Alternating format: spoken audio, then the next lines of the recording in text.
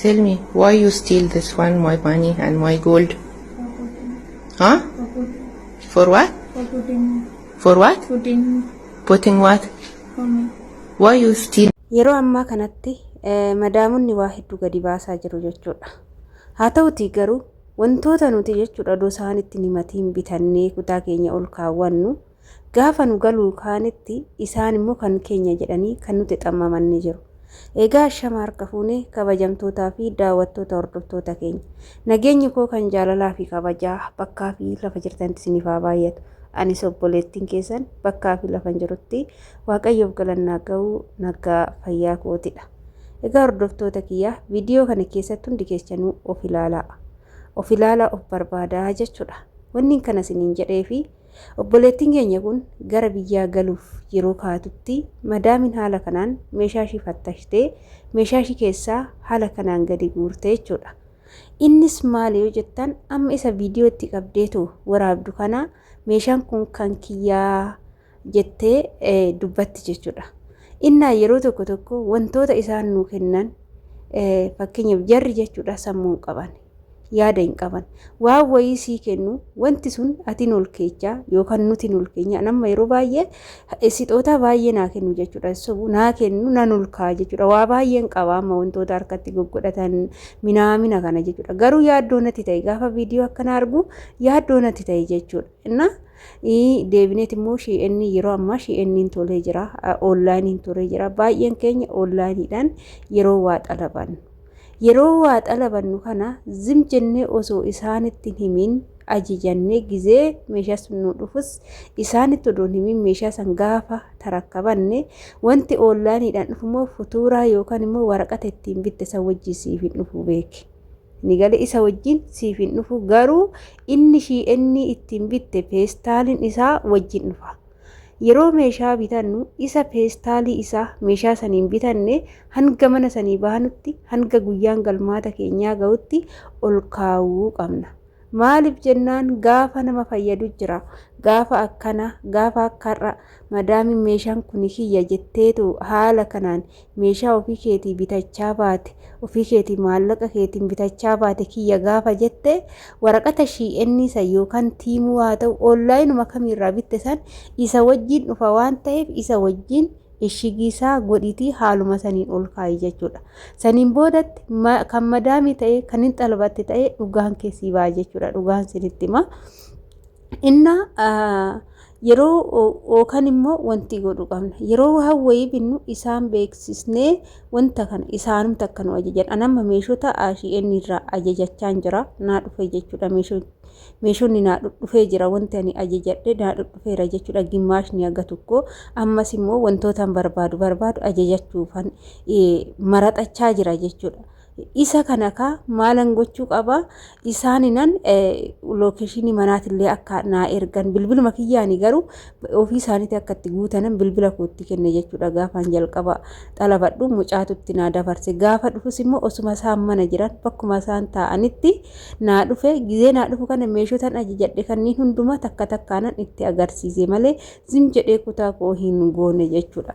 Inna osoo nama haaluma sanii zim jedhee kutaa koo godhee meeshota san peestoolota ittiin ajajadhee yookaan immoo waraqata wajjin dhufe san odoon gatee madaamin tun meeshaan kun kan kooti jechuun hin dandeechi an waggaa hedduun ishee bira taa'ee fakkeenyaaf naannoo waggaa 5 jechuudha.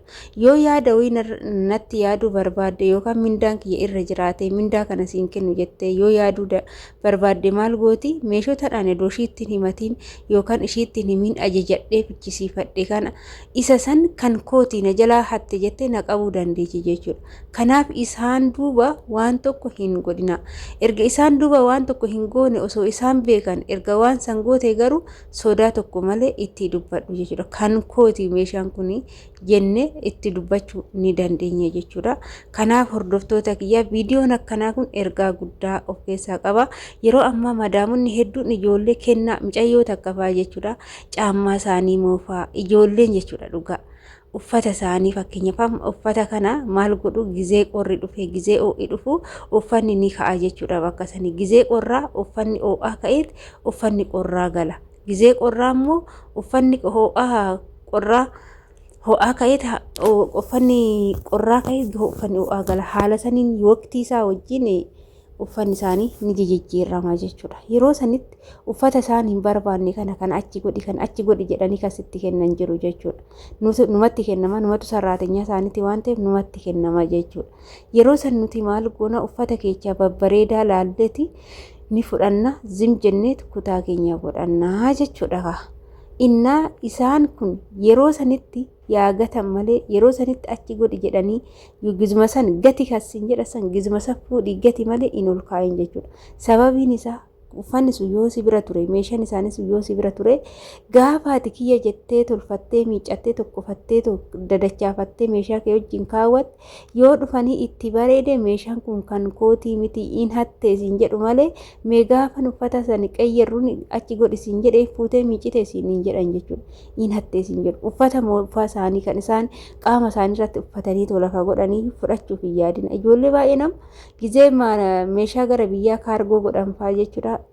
Meeshaa akkamitti kaargoo kaffalu beektanii uffata moofaa kan biyyatti illee yoo deeme hin fayyadne kan isaan uffachaa ba'anii gizee meeqa saamunaadhaan miican caammaa moofaa kan gara dhabee kana jechuudha. Biyya kanatti dhoqqee keechan caffee keechan hin deemne malee kan isaan butuchanii lafa godhan kana olitti haraniit kaargoo maallaqatti kaffalu jechuudha. Baay'een ijoollee yookaan immoo madaamuun in hatte jedhanii maqaan isaan bada jechuudha. Kanaaf wanta isaanii yoo gaafa galtuu kennaa sii kennan gaafuma san irraa fudhadhuuti shaantaa kee keessa godhadhu biraa deemi malee isaan duuba jechuudha. Waan isaanii tokko fuutanii as bakka meeshaa keessa wajjin in kaawwatina jechuudha. In hawwinaayyuu jedha jechuudha. Wanni isaanii akka kootitti hin hawwu hawweetis hin beeku in hawwus dasisnan jedhu an akka kootitti jechuudha. Amma uffata isaanii barbaanne kana minaamina kanaayyuu fudhachuun natti hin tolu siruma natti hin tolu jechuudha. Dasnan jedhu hin fudhadhu jechuudha. Hin beekti jechuudha. Amma madaaminti amala kiyya sirritti gadi fageechitee beetti jechuudha.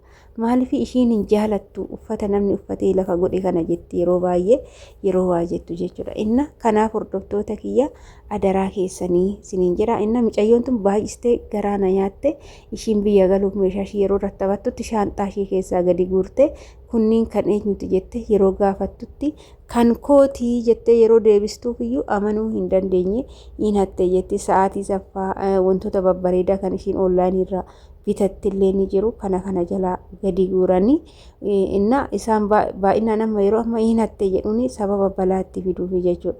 Kanarraa daraa keechan hordoftoota keenya of eeggannoo godhadhaadha.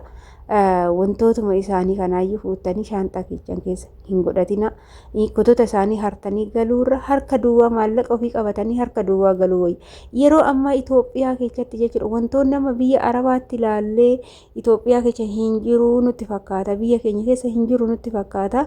Garuu biyya keenya keessa wanti dhabame hin jiru. Wanti hundumtuu jira waan ta'eef adaraa keessan kotota isaanii minaamina isaanii tirraafii isaanii akkanumaanii walitti hartanii shaanxaa guutanii hin galinaanidha. Maallaqa keenya illee bututtuu isaaniitti hin kaffalinaa maallaqa keenya dhugaa isiniin jedhaa mitiire.